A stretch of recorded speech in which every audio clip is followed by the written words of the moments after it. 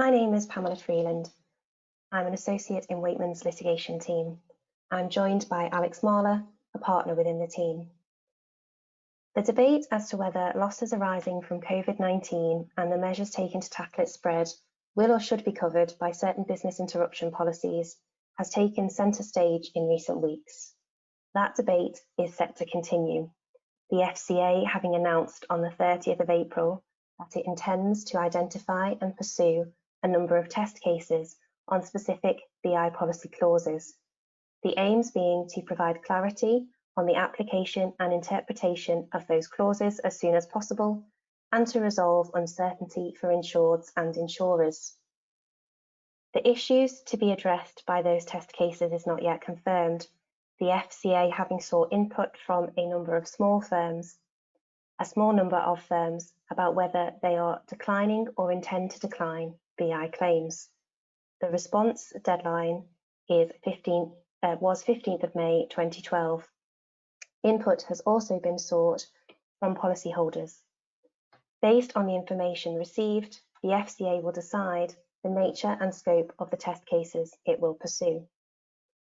One key issue, which in our view is unlikely to form the basis of a test case, at least at this stage, is the question of how, if a policy is considered to respond to a business interruption claim, insured losses should be quantified. The purpose of our podcast is to consider this question by reference to the key current authorities and to discuss the practical difficulties faced when trying to quantify those losses that may fall within the scope of certain policies. The overarching principle when quantifying what losses may be covered under a policy is the but-for test. Simply put, the question to be addressed is, but for the insured event, what would have happened to the business? It is often incorporated into a policy through what is known as a trends clause, which may say something like, when calculating the amount to be paid, all relevant circumstances affecting the business will be taken into consideration so that the amount paid reflects what would have been expected if the insured event had not occurred.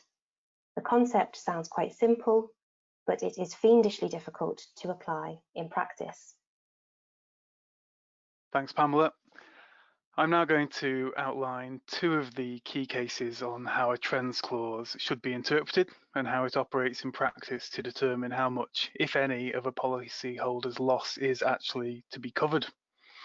The first case is the 2010 case of Orient Express Hotels and Generali. In that case, the hotel chain had insurance that covered it for business interruption due to physical damage and also losses due to prevention of access. In 2005, the hotel's New Orleans premises were damaged by Hurricanes Katrina and Rita. The hotel was closed for about 2 months. And for most of that time, New Orleans itself was effectively shut down due to the damage caused to the area by the hurricanes. Orient Express claimed under its insurance, and the insurers paid out under the prevention of access cover. But that didn't cover all of the loss, and so it claimed under the cover for business interruption due to physical damage to try and top that up. Generali refused to pay out the business interruption claim based on the physical damage to the hotel. The insurers accepted that the hotel had suffered damage, and it was also accepted that that damage had of itself interrupted the business. However, the insurers relied on the but-for test that Pamela outlined in the trends clause, arguing that even had the hotel somehow survived miraculously undamaged, it would have suffered the same loss nonetheless and done little or no business because of the wider devastation to the city and the city being essentially shut down. The matter went to arbitration, in which the tribunal found for the insurers the loss did not pass the but-for test of causation. The hotel's business would have been interrupted even if the hotel had somehow miraculously been undamaged, whilst everything around it was damaged. Orient Express appealed, and they argued that the existence of that concurrent damage should not prevent recovery of the loss due to the damage for which it was covered. On appeal, however, the court upheld the arbitration decision. Orient Express could not recover for its loss due to the insured damage to its hotel because there was a concurrent cause that would have caused the same damage, and that cause was not insured against. The judge found the provisions of the insurance contract to be express and clear in giving this result.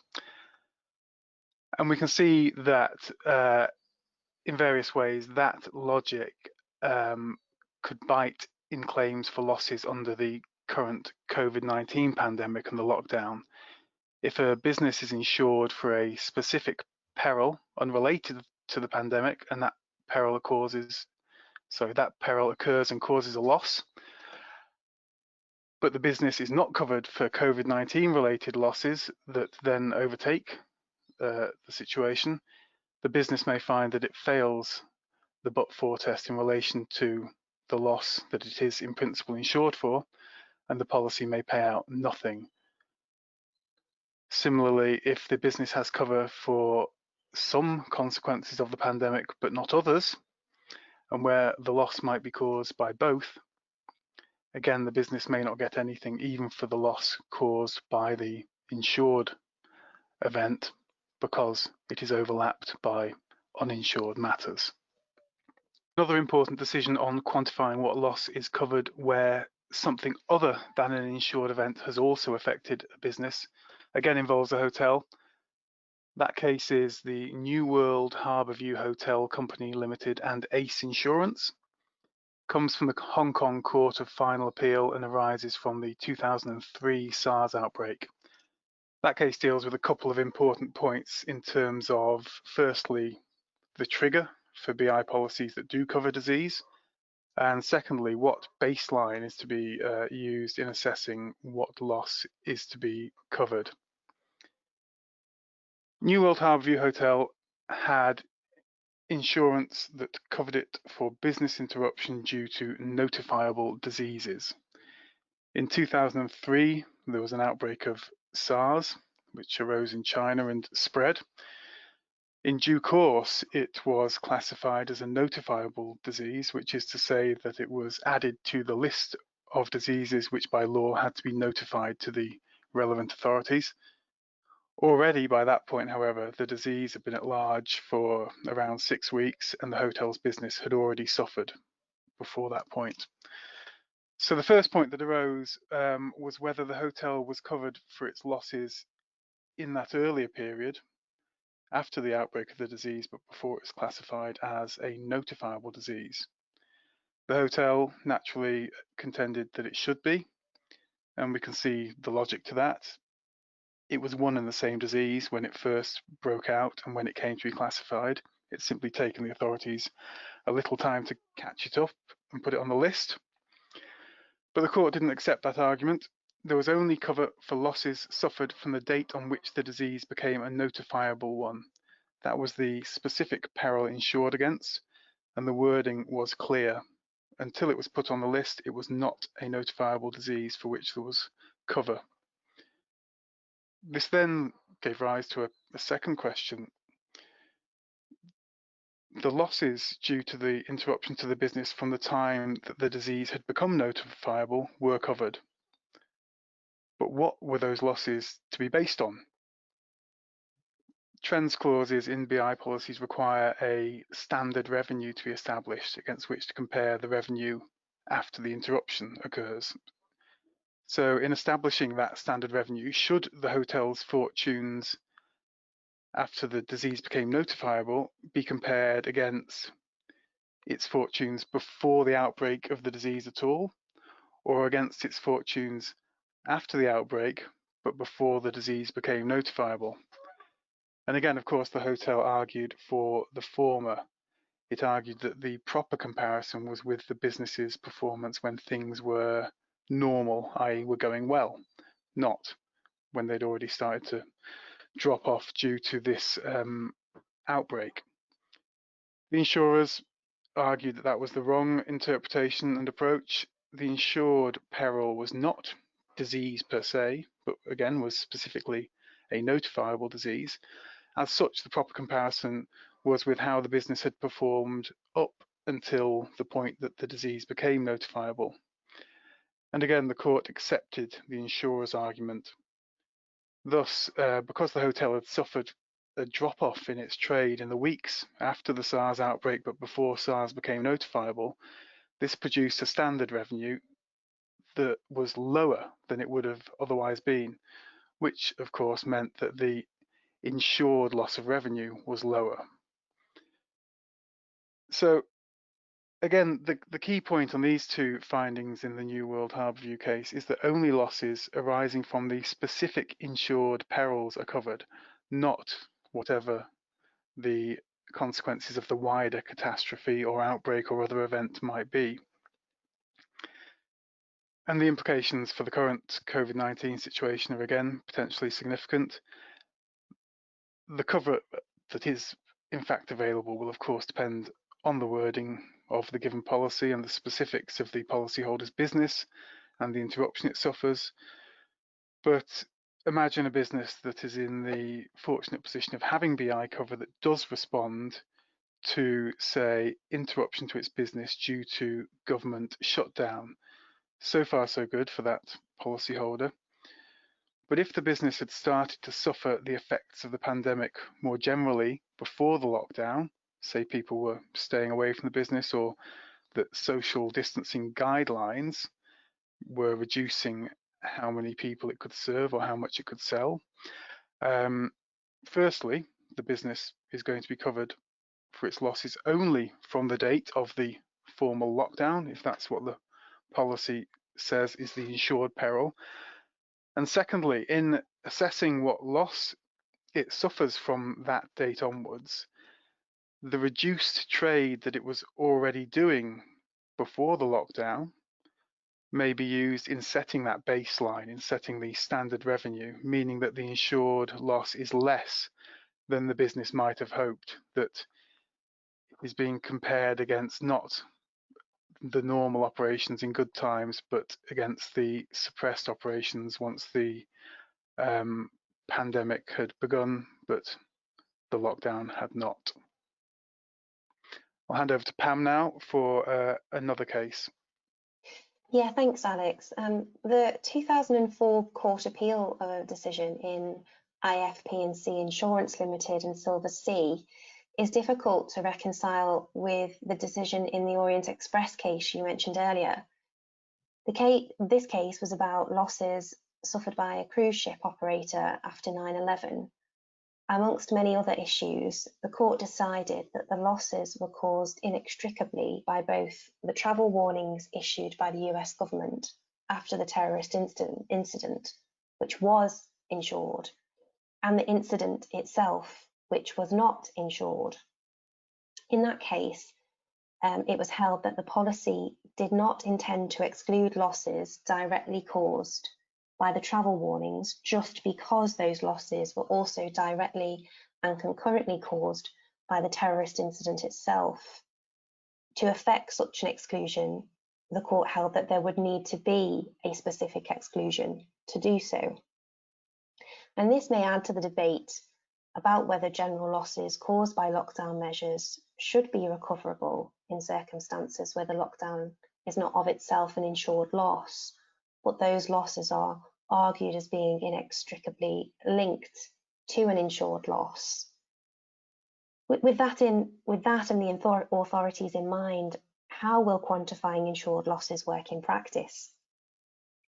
The first obvious difficulty is that the authorities do not present a unified voice on the key issues and may likely be challenged through the courts.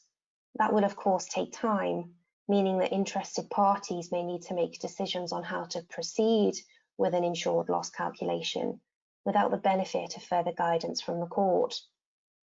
And as mentioned previously, it's not an issue that we think likely to be considered as part of one of the FCA's test cases. Another difficulty will be settling on the parameters for the but-for test to be applied. In Orient Express, the but-for scenario did not need to move too far away from reality. It considered circumstances where the hotel weathered the storm unscathed, whilst its locality suffered the same actual damage. Such a comparison is more difficult to make when applied to the current circumstances, It seems fanciful that the government would not have imposed any restrictive measures or made any attempt to restrict the spread of COVID-19, such that one could compare losses caused by the closure of, say, a workshop due to the infection of an employee, absent any wider lockdown restrictions, which may then have forced the workshop to close in any event. Perhaps then the but-for test will need to focus on the difference between what was happening when the presence of COVID-19 was known, but the government had not yet implemented measures to reduce its spread. Once you have identified the parameters for the but-for test, you then need to identify what information and documentation is required to complete the assessment, such that a figure can be placed on those losses considered to be insured. The financial information required will differ considerably between industries. Restaurants and shops of a certain size, for example, may have seen a sufficient reduction in footfall in the weeks leading up to lockdown and may have years of historical financial accounts to draw from. Smaller businesses within those industries may struggle to provide a sufficient data set for any considered analysis to be completed.